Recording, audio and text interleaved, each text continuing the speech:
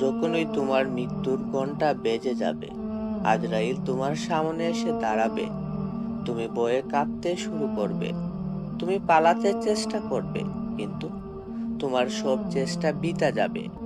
তোমার চেহারা কালো হয়ে যাবে।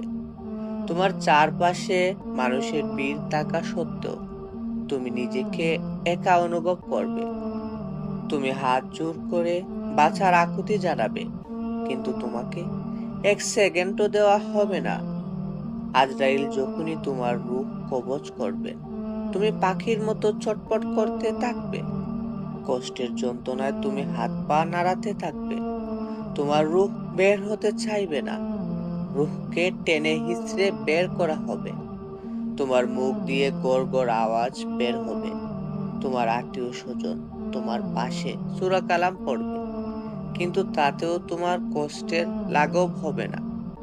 আজরাইলের এই ভয়ঙ্কর রূপ দেখে তুমি বেহুশ হয়ে পড়বে।